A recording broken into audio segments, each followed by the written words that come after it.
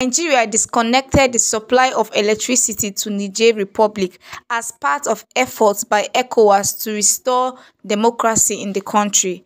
Also, military chiefs from the ECOWAS regional bloc, including Nigeria, on Wednesday said that a military intervention in the junta-ruled Niger was the last resort. Following this and Tinubu's appeal to the Senate to permit Nigeria's military to invade Niger, well-meaning Nigerians, including Atiku Abubakar and Femi Falana, have called on the president to not invade Niger Republic. According to them, the best way to go is to use diplomacy and, when it fails, deploy serious sanctions that would compel the coup plotters to rethink and go back to the barracks for democratic authorities to return. They also emphasized the humanitarian crisis that will come with military action, especially for millions of people in northern Nigeria who have strong affinity, social and economic ties with Niger. This is because Nigeria shares elaborate borders with Niger in many states, including Sokoto, Kebbi, Katsina, Jigawa, Yobe, and Borno states. In some border communities, it is very difficult to identify the artificial boundaries as residents from the countries mingle together day and night, transact businesses using the currencies of the two countries, with some having their wives and children on both sides of the divides.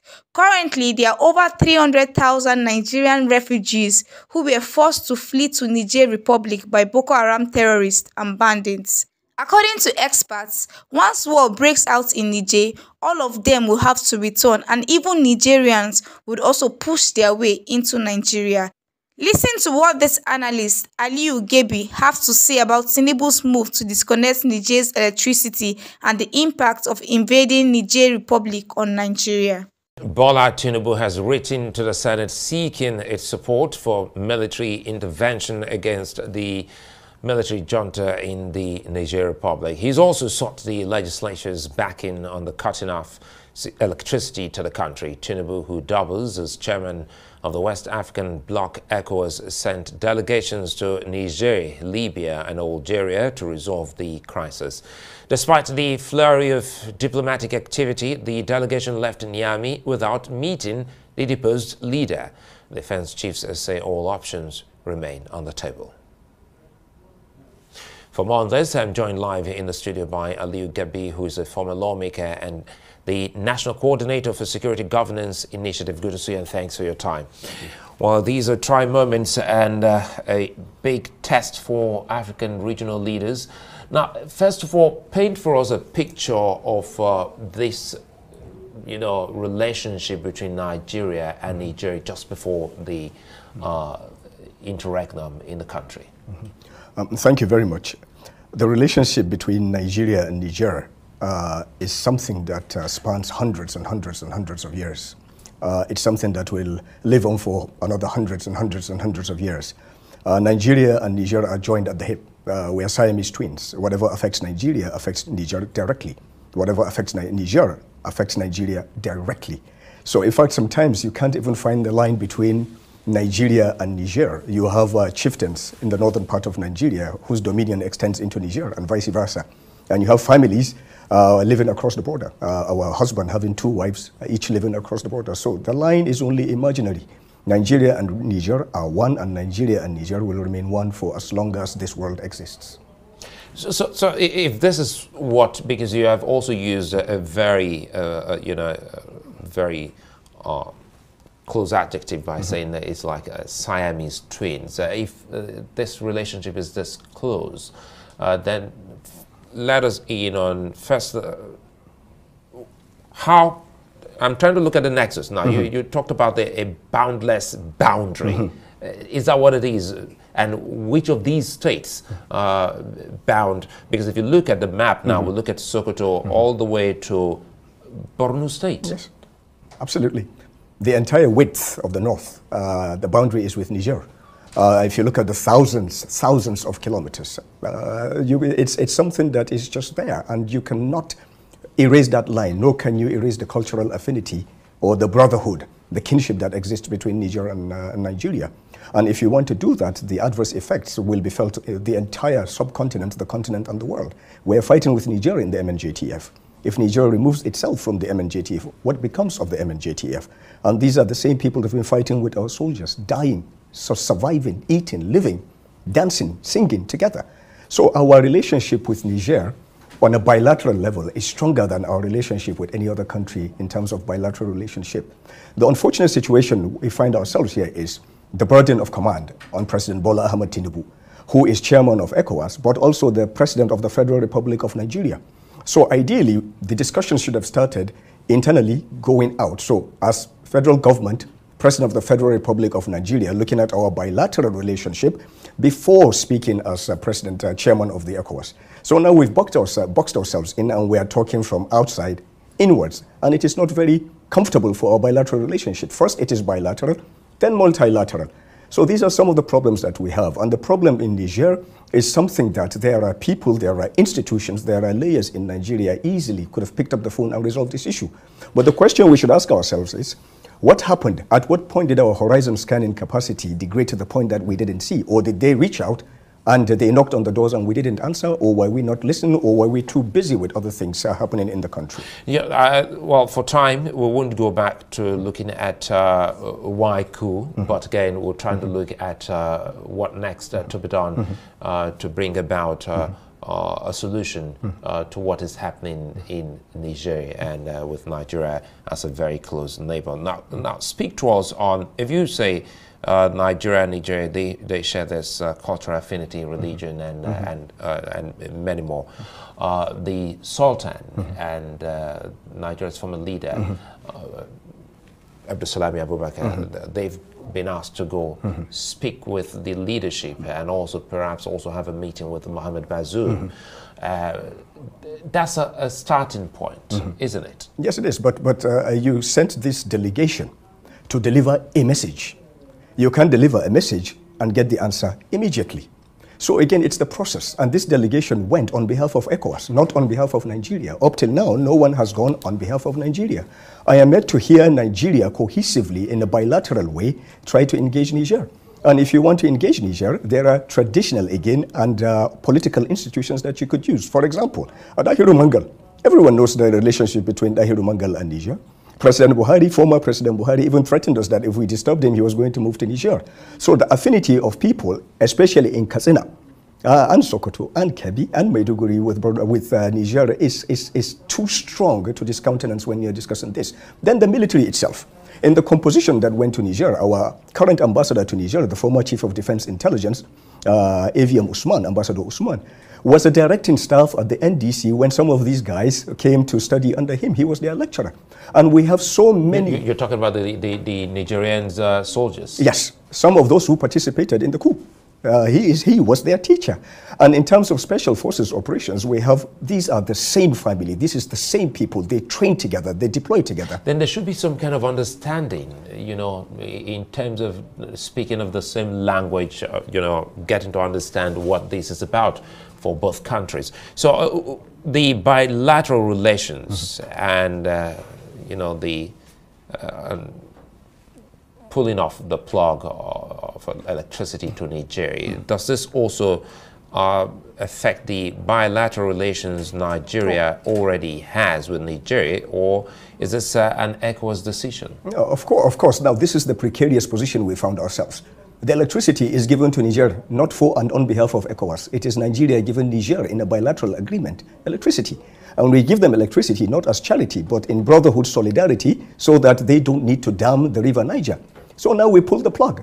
It is Nigeria that pulled the plug, not ECOWAS. Yes, there are protocols in ECOWAS that says, yes, within the protocols, sanctions and so on and so forth. And this is why Nigeria should have engaged bilaterally first. For example, I would have hoped to see the president call in for an emergency National Security Council first, before an ECOWAS summit, emergency summit. Then even from the ECOWAS perspective, there should be an emergency session of the ECOWAS Parliament. They are parliamentarians in their respective states. Of course, now, Niger may have pulled out, but they still have that strong center of gravity. Then also, maybe the traditional title holders, the strong ones in Nigeria, the traditional, the religious, and so on and so forth. So there are layers that should have been deployed, but we boxed ourselves into this 7-day ultimatum. And you know, these special operators, when you give them an ultimatum, they will dig in. Then we need to have back-channel discussions. Instead of going to Algeria and Libya, I would have chosen to go to to Mali, and perhaps even Senegal. If I go to Mali, I know Mali will bring in Traore from Burkina Faso and will bring in Mamadi also from Guinea. So start from that perspective. So now is the time to deploy back-channel mediation and discussions so that both sides will be presented with opportunities to save face. Otherwise, the more we dig in, the more they dig in. But for the record, Nigeria does not want a war with Niger. And it's not Nigeria trying to go to war with Niger. This is a misunderstanding that mischievous people are taking and putting out there. But do the Nigerians also know this? Because we've seen pictures and images of some kind of protest that is targeting the Nigerian government. Correct, but the problem here is, again, we have not deployed our own strategic communications. So this vacuum will be filled with whatever. So it is not inconceivable for some adversary elements to even stoke this, for us to begin to see xenophobic attacks against Nigeria and Nigeria's interests. We are not talking to Nigerians. We are not speaking to our brothers. We are allowing other surrogates to talk to our brothers. This is an issue that face-to-face, eyeball-to-eyeball, we can resolve. For example, the electricity issue. If the Nigerians are suffering, we are suffering. So now you have a blackout from Borno State, Maiduguri, all the way to Niger. Now we are fighting Boko Haram. What is happening to this enemy, this common enemy? Where is this common enemy? What is this common enemy doing now to the common detriment of the entire region, subcontinent, if not the entire world? We are not talking about it. Definitely this is an issue that Niger and Nigeria can resolve for and on behalf of ECOWAS. But also, countries like the United States of America need to come out clearly to state, nobody wants, it is not fashionable to have coups anymore. Nigeria moved away from coups. If Nigeria can move away from coups, any country can. We have done 7 successful democratic processes roll over. This is something very, very significant, but perhaps Nigeria, in our foreign policy, we need to look more outwards and be our brother's keeper. And this vacuum that we're living, perhaps, that is what breeds adventurers from external interests to come into our own spaces to do this. But I have absolute belief and confidence that this will not degenerate to the point that people are expecting.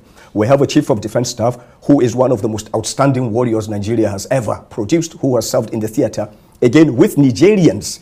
And we have an MNJ ATF commander who is Nigerian, who leads the MNJ ATF, who has served with these special operators and also a Nigerian. How many Nigerian soldiers have come to Nigeria for defense college and so on and so forth? Also, nobody is talking about the Lake Chad Basin Commission. That's a very, very strong tool. We have an executive secretary that is Nigeria. Also, the Nigerian parliament. I heard some people saying President Bola Tinubu sent for requests. That is fictitious. You don't do that. They do not know the concepts of the diplomacy of war and what the constitution says about war. No, so you send the communication we hear that the president has sent to the National Assembly isn't true? My brother, if there's such a communication, when most sensitive documents have leaked, you would have seen it by now. And there's absolutely no reason to do that, because even within the Constitution, there are parameters that must be set before the president can do that to the National Assembly. First, he has to build consensus. To build that consensus, he must have a National Security Council meeting. The governors must be a part of it. Other layers of Nigeria must be a part of it. We must notify other institutional entities before the final step, go to our National Assembly to seek for a declaration. None of these steps have been taken. None of them have started. So it's mischief makers, again, because we have a very weak strategic communications regime that are taking advantage of this. So even the adversary, the insurgents, can plant certain things now. This is the best radicalization for them, to show that, look, democracy, look at what is happening. Brother is about to kill brother just because of power. So we need to pull back. Nigeria must be the adult in the room. This is a God-given position. We didn't ask for it. We are the big brother, and we must play the big brother. And we're looking at the 48 hours, which is ticking away. By Sunday, it will elapse. Mm-hmm. So in diplomacy, mm-hmm. Sometimes when you give such statements, mm-hmm. it's always difficult for you to back down. Mm-hmm. So what should be the solution? What is the solution is being done. And it's something that we cannot discuss on national TV, unfortunately. There's a lot of movement. There's a lot of shuttle diplomacy. There's a lot of interdiction diplomacy. There are many, many layers that perhaps should have been kickstarted long ago, but better late than never. The deadline will come and go and nothing will happen. There will be extensions. There will be a peaceful resolution of this problem. And perhaps this provides a solution. All the time we talk about ECOWAS is ECOWAS of states. Now we will be forced to talk about ECOWAS of peoples, because if Niger can reach out to Mali, reach out to Guinea, reach out to other, it shows that really ECOWAS of states is working to a certain extent, but what we need to do is to build ECOWAS of peoples. Otherwise, even if for God forbid, there's going to be deployment, at the end of the day, it will be Liberia and Sierra Leone all over. Nigeria will carry the brunt, will send the troops and so on and so forth. ECOWAS of people, this is the solution. Secondly, the ECOWAS Parliament needs to have legislative powers. If the ECOWAS Parliament had legislative powers, we wouldn't be talking about National Assembly. The CDSs will not be coming to Nigeria. Our own president, chairman of ECOWAS will not be speaking. It will be the Parliament speaking, unless and until all parliamentary mechanisms for resolution are exhausted before it goes to the level of the executive. So with all the distractions that we have, this should not be another distraction. We are winning the war against terror. For and on behalf of the region, for and on behalf of the continent, for and on behalf of the world. We must not lose focus. We must bring this war to conclusion. We must support this government. We must support these service chiefs and intelligence chiefs. And we must support and promote peace between Nigeria and Niger. Listening to you, is it safe to now say the era of Mohamed Bazoum is gone? Well, this is an internal issue.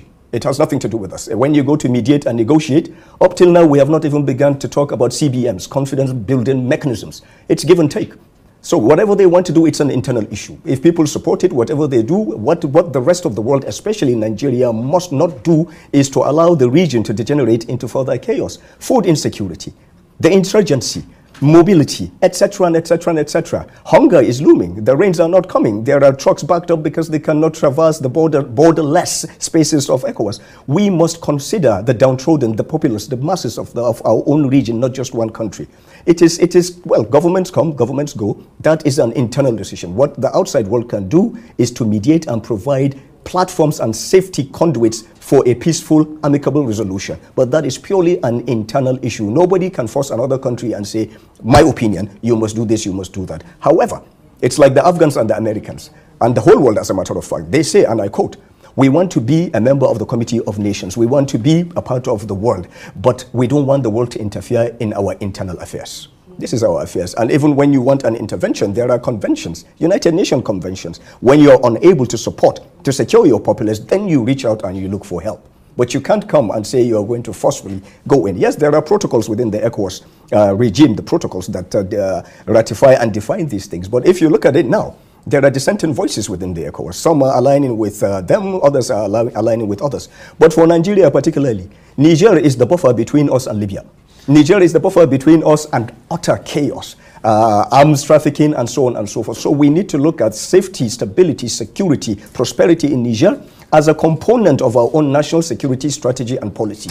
And if giving them electricity is what it takes to maintain some of this stability and prosperity, by all means give them the electricity. So listening to you now, it does mean one thing. It looks like Abdulsalam Abubakar and perhaps maybe some others were not the perfect fit. No, they were not. I will look you in the eyes and say, no, they were not. These are young warriors. You should have sent their contemporaries, people that they bled with in the foxholes, people they fought with, people they went hungry with. It has not escalated to that level. You should have sent people, and there are people within the systems, different systems that can have access to these people. There are people in the traditional... None to the government? Absolutely. This is government. Government knows everything. Government is almost omnipresent. Government knows. But perhaps in our reaction to the ECOWAS protocols and our new position as chairman of ECOWAS, we did not sit down long enough to look at these things. Having said this, President Bola Tinubu, if you won't give him anything, you have to give him this. He sees himself as one of those who fought the military to restore democracy.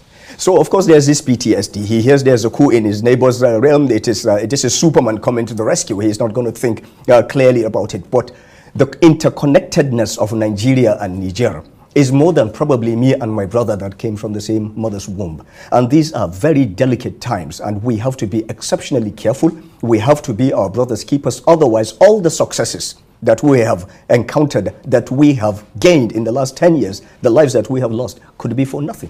But again, it has to start with the leadership before the people, because, for instance, the military government in Nigeria hasn't been receptive of those that the Nigerian government has sent. Yeah, but how would you be? When you have slapped me, I'm about to cry, then you come to say, I want this, I want that from you. Also, they have a population to administer. They have a country to run, whether they are the legitimate or illegitimate. And this is why I said we have to begin with CBMs. We have to have a list of confidence building mechanisms. We have to begin to agree. So, for example, the people the envoys go to Niger might ask, all right, please, all we want, the right people is, let's just have a look, let's see Bazoum. And in return, we were able to do X, Y, and Z. So we have to begin to move towards de-escalating and deconflicting the situation. But if you send our father, our grandfather, General Abdul Salam Abubakar, his center of gravity is too big. Then you send our leader, the Sultan. It has not gotten to that. We were too quick to bring out the big guns from our toolkit, and then from there you can't go anywhere but down. So we should have started. The ambassador in Niger should have been our ambassador, the first person to engage, because he has all the credentials. Up until he became ambassador, he was the chief of defense intelligence of Nigeria, of the armed forces, for 5 years, an intelligence officer, an instructor, a directing staff at the NDS, with connections with all these people. In the team that met them at the airport yesterday, I can tell you without fear of contradiction, at least 2 of them were his students at one point or the other. So imagine if it was him. Did you say at the airport? So they didn't go beyond the airport? Allegedly, if you are to accept what was said from the other side and so on and so forth. But exactly that. You can't bring out your big guns when you're just starting. You have to begin to graduate and calibrate yourself. This is diplomacy. I'm not a diplomat. I'm just a failed politician. But we know this much. Right, and also, as you are sending envoys to Algeria, to Libya, Mali is where you should be sending envoys. The chief of defense staff of Niger went to Mali first. This is what we must do. We must have a presence in Mali. We must woo the Malians back to our own side. A stable Mali is a safe Sahel. An unstable Mali is a very, very unsafe Sahel. And time for us to ask the question, what exactly is happening in the Sahel? Now we've just realized that we've seen a gradual departure from colonialism, that especially the Francophone Africans, and this seemed to be a growing one for 5 out of the 15 ECOWAS member states to all say, well, they're with Chiani. Yeah, but you see, again, when you have a reason to lay your grievances, you will try to lay the one that will attract the biggest attention. Carrying Russian flags and so on and so forth is just a cry for attention. I don't believe in blaming colonial masters and so on and so forth. I don't. This is very, very intellectually lethargic, and it's an escapist paradigm that people use to justify some criminality. No, we are responsible for our future. We are responsible for our poverty. Therefore, we are responsible for our own successes. The calamity of France in Africa, in their adventures in western coast of Africa, is the fact that the relationship did not evolve to the point where it is competent and contextually accurate with this current reality. To cite an example, citizens of the Francophone countries in Africa were before seen as citizens of France, to the extent that their presidents and heads of government were members of the French parliament. But France now, as a policy, we see what is happening on the telly with migrants. They are subhuman and so on and so forth. This anger comes back home. And there is no connection between this current generation and the past. The past, they're all dying or dead. So they do not understand what it means to be French. They do not understand what it means to have rights as a French citizen, as a former colony of France. Now you are telling me I can't come to your country when I have your language. And the irony of ironies is, Goita bans French, removes French as a national language, and he makes the pronouncement in what language? In France. Or the Nigerians on the street, we don't want France, we don't want France, and they're saying it in French. This is the dilemma that the French government has found itself. So they need to realign their policies, recalibrate their relationship with their own former colonies to ensure that this balance is attained. And what's Africa missing out here? Because we see a groundswell of support for the military administration in Niger. It's not a groundswell support for the military. It's an opportunity to air grievances. Everyone is aggrieved. Either there is disequitable distribution of opportunities or resources or marginalization and this and that. So anytime, anywhere in the world there has been a coup, the first thing is where people take to the streets to celebrate. Until after reality sets down and you realize all your liberties are gone, and by God, what did we do? So it's the same. People have to be given the spaces to vent. And this is something that we deny ourselves as Africans. But we must give ourselves spaces to vent. And we must have a deliberate policy of reintegration, redistribution of resources, and deliberate integration vertically and horizontally. Is not just fiscal, financial integration, no, political integration. Otherwise, we will have pockets forever on the margins of our societies waiting to air out their own grievances in the most violent way possible. And let's close on this. You say there are moves already, and some of these are not for the media. But again, from the periphery. There are some that are meant for the media so that people can know that, especially those who live around the border area of Nigeria and Nigeria, they just would want to know what the governments of both countries are doing to Good question. bring some kind of calm and Good peace. question. I answer your question with a question. When we were thrown into the chaos of end of last year, the currency issue and so on and so forth, we didn't have notes and so on. What did those people do, those that were on the borders of Nigeria? They reverted to the safer. This shows you how our people have become one. So the search for common grounds is something that is ongoing even as you and I are speaking. But we shouldn't allow it to take too long to fester, because we have adversarial forces from other parts of the world that will take advantage of this, and we have internal saboteurs that may capitalize on this. So if I were President Bola Tinubu, strategic communications, and I would dispatch my NSA with a group of people that we know have the requisite center of gravity to embark on shuttle diplomacy. And this is without prejudice to what I do not know. One thing I know for certain is whatever needs to be done, can be done, is being done for us to have common grounds to move away from this. Yes, but unfortunately sometimes because of statements that have been made, we have to find ways to save face for both sides so that we don't seem to look as if we capitulated out of weakness. In other words, there is hope. Absolutely. So guys, this is it. I believe the president should listen to Nigerians. This is for our good. This is for the security of the nation. Please guys, do well to share your thoughts about this video in the comment section. Do well to like this video, and please do well to subscribe to our channel so you get updates whenever we post a new video.